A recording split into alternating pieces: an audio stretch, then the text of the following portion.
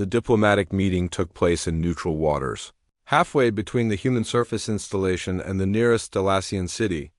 Both sides had agreed to meet at a depth comfortable for aquatic species but accessible to human technology. Commander Sarah Mitchell descended through the crystal-clear waters of Nereos in a sleek, submersible craft that impressed even the Thalassian observers.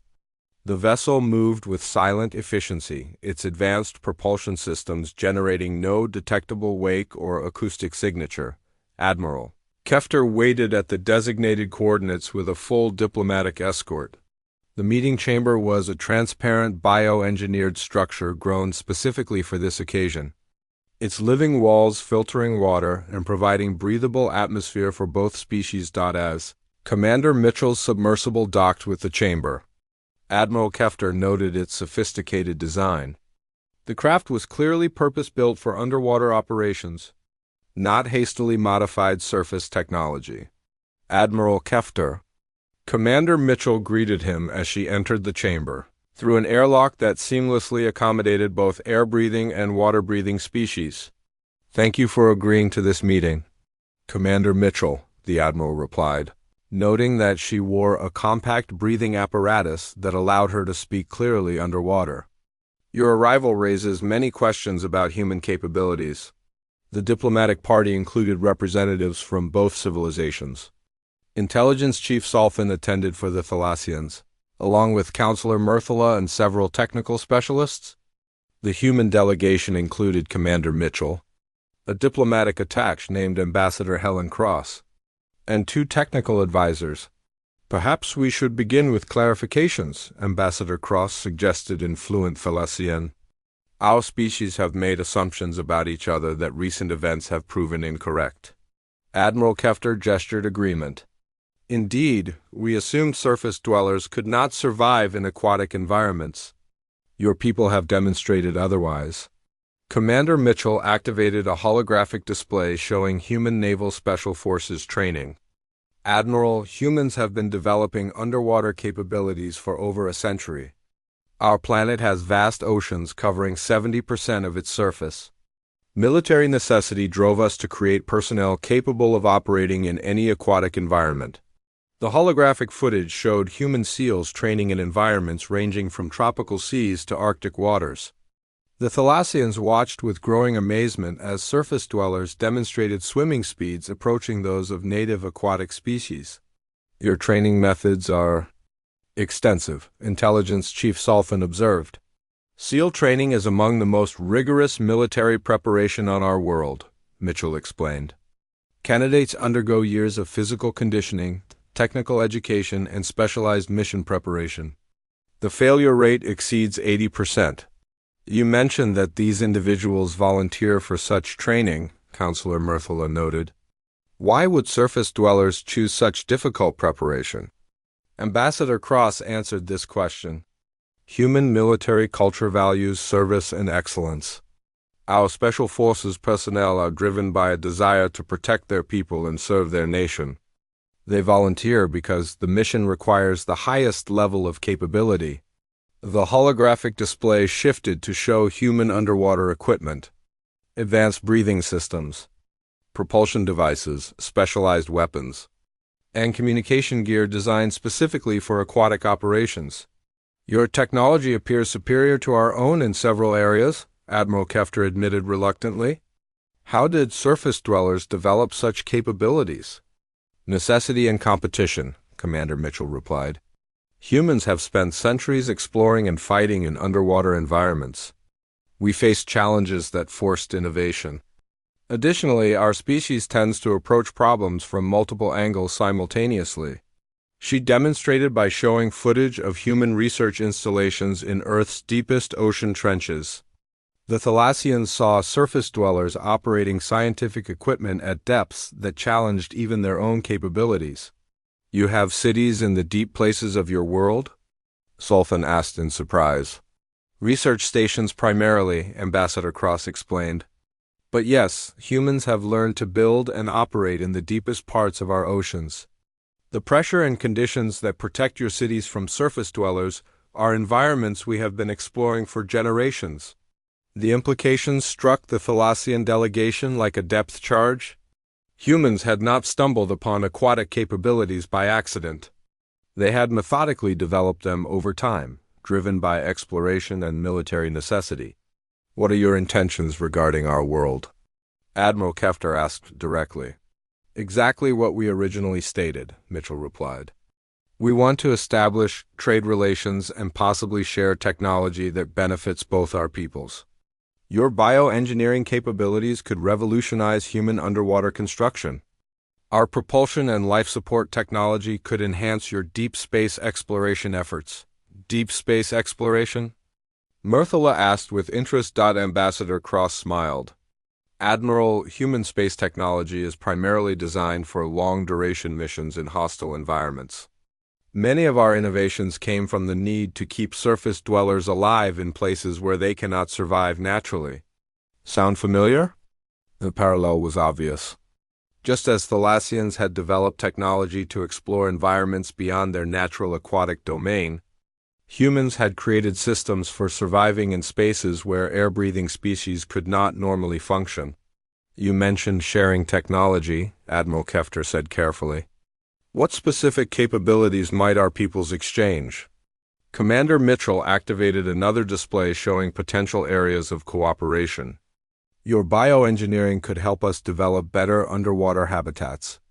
Our sensor technology could enhance your deep ocean exploration. Your understanding of aquatic ecology could guide our environmental protection efforts. And our military cooperation?" Sulfin asked pointedly. "Our special forces could train together," Mitchell replied without hesitation. "Your personnel could learn human underwater tactics. Our SEALs could study Thalassian movement techniques and equipment. Both our peoples would benefit from combined capabilities." The suggestion of military cooperation sparked intense discussion among the Thalassian delegates. The idea of learning from surface dwellers challenged their fundamental assumptions about aquatic superiority. "Commander," Admiral Kefter asked slowly, "how many humans possess these underwater capabilities?" "Our special forces number in the thousands across our various military branches," she replied. "However, millions of humans have basic underwater training. Your world represents an environment where our entire civilization could eventually adapt and thrive." This revelation caused visible alarm among the Thalassian delegation. The prospect of millions of humans developing aquatic capabilities threatened the very foundation of Thalassian civilization. "You wish to colonize our world?" Sulfin demanded. "Not colonize," Ambassador Cross corrected firmly. "Cohabitate. Your world has vast areas of ocean that remain unexplored even by your people. Human settlements could be established in regions that do not conflict with Thalassian territory. Both our species could benefit from shared development." Commander Mitchell added, "Our analysis suggests that human and Thalassian needs complement rather than compete.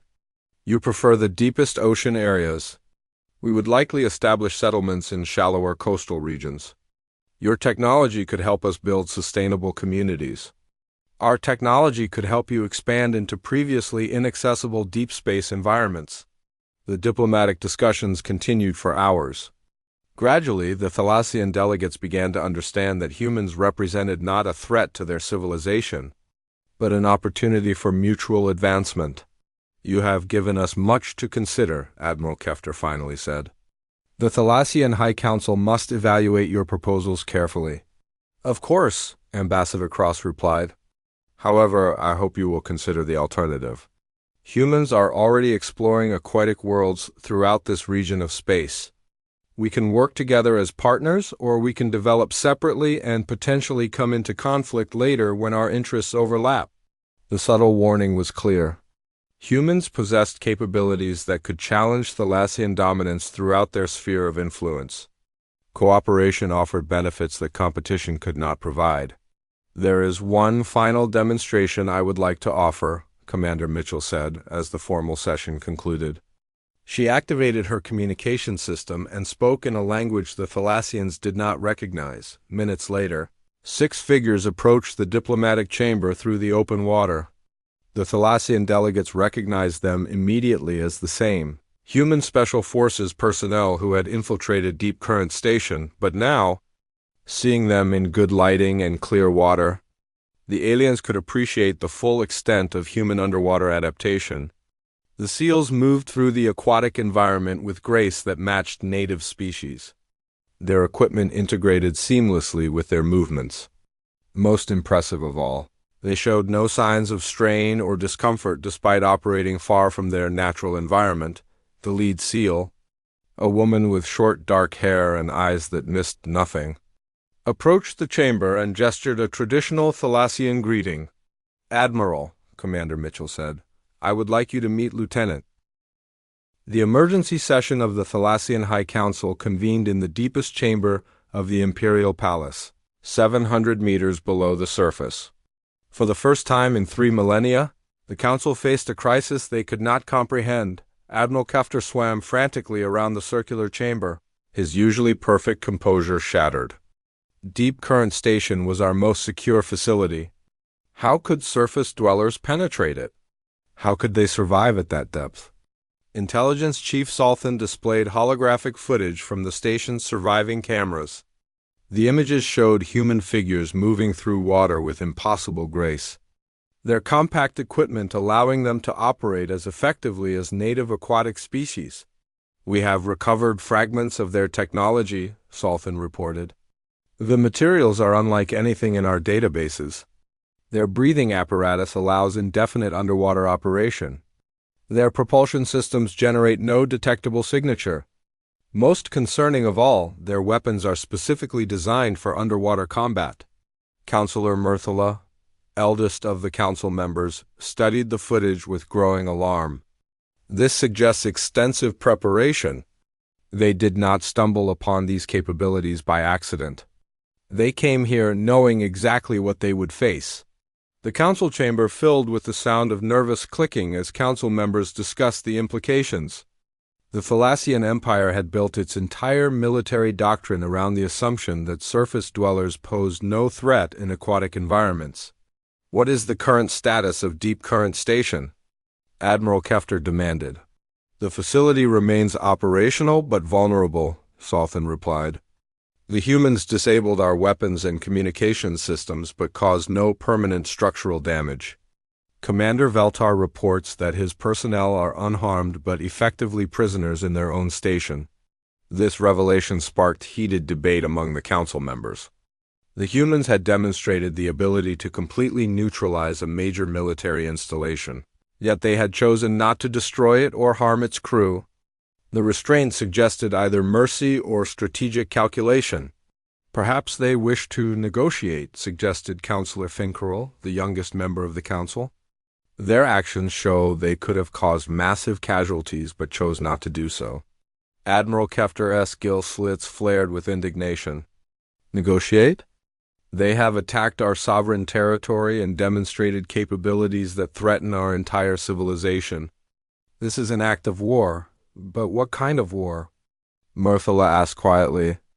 "Against enemies we cannot understand, using capabilities we cannot counter?" Before anyone could respond, an aide swam rapidly into the chamber. "Counselors, we have received a transmission from the human surface installation. They are requesting immediate communication with your leadership." The council members exchanged glances. In Thalassian culture, formal communication requests during a crisis carried significant diplomatic weight. The humans understood enough about their society to follow proper protocols. "Route the transmission to this chamber," Admiral Kefter ordered. "Let us hear what these surface dwellers have to say." The holographic display activated, showing a human male in what appeared to be a military uniform. He wore no breathing apparatus, suggesting the transmission originated from their surface facility. Behind him, other humans moved about with efficient purpose. "I am Commander Sarah Mitchell, United States Navy," the figure said in accented but comprehensible Thalassian. "I apologize for the unconventional introduction, but recent events require immediate communication between our peoples." The fact that she spoke their language fluently shocked the council members. The Thalassians had made no attempt to teach humans their linguistic patterns. Yet this surface dweller demonstrated complete mastery of their complex verbal and gestural communication methods. I am Admiral Kefter of the Thalassian High Council, he responded, his voice carrying formal diplomatic tones despite his inner turmoil. You have attacked our military installation and demonstrated hostile capabilities. Explain your actions. Commander Mitchell's expression remained calm and professional. Admiral, my team infiltrated your facility to demonstrate that your assumptions about human capabilities in aquatic environments are incorrect. We pose no threat to your civilian population, but we will defend ourselves against any attempts at aggression. Defend yourselves? Admiral Kefter's voice rose to an angry bubble-filled roar. You are the aggressors here. You have violated our territorial waters and attacked our personnel. Admiral, with respect, we requested permission to establish a peaceful trading post. Your government granted that permission while simultaneously positioning military assets to monitor and potentially destroy our facility. We responded to the threat you presented. The accuracy of this statement stunned the council members. The humans had correctly identified the Thalassian surveillance and had taken preemptive action based on accurate intelligence assessment. Chief Sultan leaned forward. How did you know about our monitoring activities? Commander Mitchell smiled slightly. Chief Sultan, your surveillance ships broadcast on frequencies that our equipment can easily detect. Your underwater installations emit acoustic signatures that our sensors can track. You assumed we could not operate in your environment, so you made no effort to conceal your activities. The implications hit the Council like a tsunami. Not only could humans function in Thalassian territory, but they possessed sensor technology superior to the Empire's own systems. What do you want? Admiral Kefter asked bluntly. Exactly what we originally requested, Mitchell replied. A trading post and peaceful relations. However, recent events have demonstrated the need for clear understanding between our peoples regarding capabilities and intentions. Before Admiral Kefter could respond, another aide swam urgently into the chamber. Admiral, we have a priority alert from Coastal Defense Command. Multiple human contacts have been detected approaching our primary naval installations. The holographic display shifted to show tactical maps of Thalassian military positions across their homeworld. Red indicators marked human contacts approaching no fewer than 7 major installations simultaneously. Admiral, Commander Mitchell continued, her voice remaining steady, my colleagues are currently positioned near several of your military facilities. They will take no aggressive action unless fired upon. However, I wanted you to understand that the team you encountered at Deep Current Station represents only a small fraction of our capabilities. Admiral Kefter stared at the tactical display in disbelief. Humans had infiltrated the security perimeter of major Thalassian installations across an entire hemisphere of their world. The Empire's most secure facilities had been approached without triggering any defensive systems. This is impossible, he whispered. How many of your people have you deployed to our world? Classified information, Admiral. However, I can tell you that every one of my personnel is a volunteer who has undergone years of specialized training for underwater operations.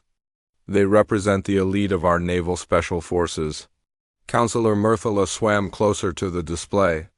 Commander Mitchell, what training allows surface dwellers to operate at such depths? Our species evolved on a world with vast oceans, Counselor. While we are primarily land-dwelling, humans have always been drawn to the sea. Our military forces include personnel specifically trained for underwater operations in hostile environments. We call them SEALs.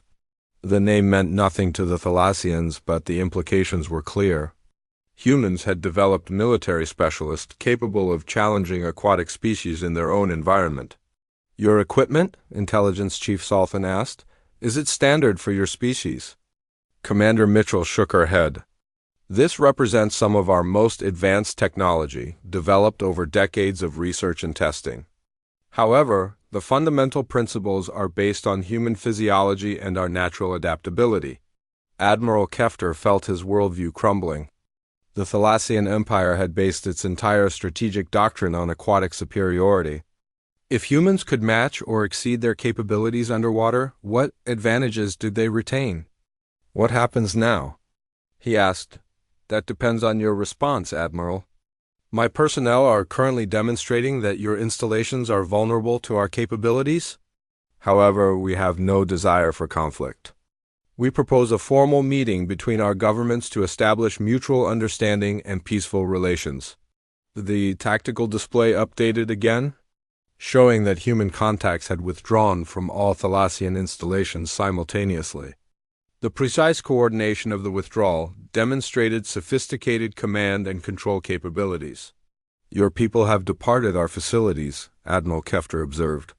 Yes, Admiral. Consider this a demonstration, not an attack. We want you to understand our capabilities, but we also want you to understand our intentions. We seek cooperation, not conquest. Counselor Murthala spoke carefully. Commander Mitchell, what assurances can you provide that your people will not use these capabilities aggressively against our civilization? Counselor, the same assurances you can provide that your people will not attack our surface installation. We are prepared to establish formal diplomatic protocols, including mutual defense agreements and technology sharing arrangements. The mention of technology sharing caused excited clicking among Council. The Thalassian Empire had ruled the ocean world of Nereos for over 3,000 years. Their blue-scaled bodies moved through the water like living torpedoes, and their gills allowed them to stay submerged indefinitely. They had built cities in the deepest trenches, established trade routes across vast underwater canyons, and developed weapons that functioned perfectly in their aquatic environment. When the first human ships appeared in orbit around Nereos, the Thalassian High Council barely considered them a threat. Surface dwellers, Admiral Kefter dismissed with a wave of his webbed hand. The council chamber sat 300 meters below the ocean surface, its bioluminescent walls pulsing with soft blue light. They breathe air. Our world is 98% water. What can they possibly do to us? The other council members clicked their approval, a sound like dolphins laughing. Counselor Murthala, the eldest among them, gestured toward the holographic display showing the human fleet. Their vessels remain in orbit. They cannot even reach our cities without drowning? Perhaps we should simply ignore them until they leave. They sent a communication probe, reported Intelligence Chief Salthan, his scarred hide marking him as a veteran of the Kraken Wars. The message was simple. They want to establish a trading post on one of our surface islands. Admiral Kefter's laugh created a stream of bubbles. A trading post? On the surface? Let them try. 90% of our world's landmass is submerged. The few islands that exist are barren rocks beaten by endless storms. If they want to build there, they will find only misery. The humans had indeed requested permission to establish a small facility on Nereos 7, a rocky island chain in the planet's northern hemisphere. The Thalassians granted permission, viewing it as amusing entertainment. They watched through deep-sea sensors as human ships landed and began construction. The humans worked in environmental suits, struggled against the constant rain and wind, and seemed to make little progress. See how they suffer, Murthala observed during a council session weeks later. They cannot survive more than minutes in our oceans without their clumsy equipment. What threat could such fragile beings pose? The human outpost grew slowly. Supply ships arrived monthly, bringing equipment and personnel. The Thalassians monitored these activities with detached interest, like scientists watching laboratory animals. The humans seemed determined but hopelessly out of place in an aquatic environment. Everything changed during the 4th month. A Thalassian patrol cruiser, the Wave Rider, was conducting routine surveillance near the human outpost when its sensors detected something impossible. The readings showed multiple fast-moving objects underwater, heading directly toward the main Thalassian military base at Deep Current Station. Captain Felshore examined the sensor data twice before believing it. These readings show objects moving at 40 knots underwater. But they are too small to be submarines and too fast to be our own vessels. His sensor operator, a young Thalassian named Quaystream, double-checked the instruments. Captain, the objects appear to be individual life forms. But that is impossible. No air-breathing species can move that quickly underwater, especially not at this depth. Deep Current Station lay 400 meters below the surface, built into an underwater mountain. It served as the primary military headquarters for this sector of Nereos. Its defensive systems were considered impenetrable by any surface-dwelling species. Captain Felshore ordered his ship to intercept the unknown contacts. As the Wave Rider descended toward the mysterious objects, its passive sensors painted a clearer picture. The contacts were definitely individual beings, not vehicles. They moved with purpose and coordination, maintaining formation like a trained military unit. "Captain," Questrian reported, his voice tight with confusion, "I am detecting human biosignatures." "Impossible," Felshore snapped. "Humans cannot survive at this depth. They cannot move this fast underwater. Check your sensors again." The sensor readings remained unchanged. 6 human signatures moving at impossible speeds toward the most secure military installation in this sector of Thalassian space. Captain Felshore activated the emergency communication system. "Deep Current Station, this is Wave Rider. We have multiple unidentified contacts approaching your position. Contacts appear to be ... human." The response came immediately from Station Commander Veltar. "Wave Rider, confirm your last transmission." "Did you say human?" "Affirmative, Commander." 6 human biosignatures, moving at 40 knots, depth 350 meters, and closing on your position. A long pause followed. When Commander Veltar spoke again, his voice carried a new tone. "Wave Rider, maintain tracking but do not engage. I am activating station defenses and calling for reinforcements." Deep Current Station had never needed its defensive systems before. The massive facility housed over 2,000 Thalassian military personnel and served as a command center for the entire sector. Its location and depth made it unreachable by any known surface technology.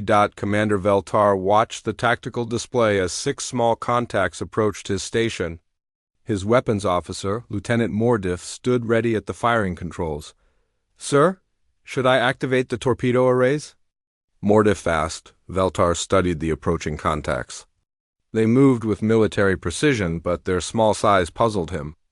Individual humans could not pose a threat to an installation this size and heavily defended. Yet their very presence at this depth defied everything the Thalassians knew about surface dwellers. "Hold fire," Veltar ordered. "Let us see what they intend to do." The human contacts reached the station's outer perimeter and stopped.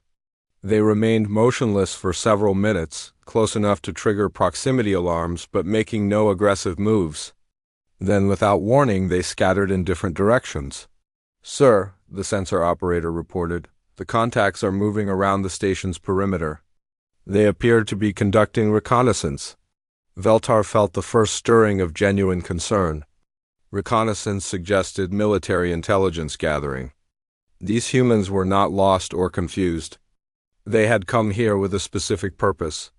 "Activate all external sensors," he ordered. "I want to know exactly what these surface dwellers are doing." The enhanced sensors revealed details that made the command staff exchange worried looks. The humans wore sleek equipment that allowed them to move through water with incredible efficiency. They carried sophisticated devices and weapons designed for underwater use. Most disturbing of all, they showed no signs of distress despite operating at a depth that should have crushed any surface dweller. One of the human figures approached the station's main communications array. The massive structure extended from the station like a metallic tree, its branches carrying sensors and transmission equipment that kept Deep Current Station connected to the rest of the Thalassian Empire. "Sir," the communications officer reported, "I am detecting interference with our long-range systems on the external cameras." They watched as the human figure attached a small device to the base of the communications array. Within seconds, every outgoing transmission from the station ceased. "Commander." Veltar realized they had been isolated from the outside world. "All hands to battle stations," he announced over the station's internal communications. "We are under attack by surface dwellers. Repeat, the station is under attack." The announcement sent shock waves through Deep Current Station. Thalassian military personnel had trained for battles against other aquatic species, deep-sea predators and various underwater threats. No one had ever imagined they would face surface dwellers in their own domain, Lieutenant. Mordiff finally received permission to activate weapon systems. Torpedo tubes loaded with high explosive warheads swiveled toward the human contacts. Energy weapons designed to function underwater powered up with ominous humming sounds, but the human figures had vanished. Where did they go? Veltar demanded. The sensor operator frantically scanned the area around the station. Sir, I have lost all contacts. The humans have disappeared. This was impossible. The station's sensors could detect a fish at this range, yet 6 human beings had simply vanished without trace. Commander Veltar felt ice-cold water run through his gills as he realized the implications. These humans possessed technology and capabilities that the Thalassian Empire did not. Understand? Minutes passed in tense silence. The station's crew remained at battle stations, weapons trained on empty water, sensors searching desperately for any sign of the mysterious intruders. The only sound was the gentle hum of life support systems and the nervous clicking of Thalassian voices. Then the lights went out. Emergency power systems activated immediately, bathing the command center in red light. But half of the station's primary systems had gone offline without warning. Damage report, Veltar ordered. Sir, someone has physically severed our main power conduits, the engineering officer reported. The cuts are precise, made by someone with detailed knowledge of our infrastructure. Before Veltar could respond, explosions echoed through the station's hull. Not the massive blasts of torpedo impacts, but smaller, more controlled detonations. The humans were inside the station. Security teams to all critical areas, Veltar broadcast. Intruders have breached the hull. All personnel armed and ready for close combat. But the Thalassian military had never trained for fighting inside their own install.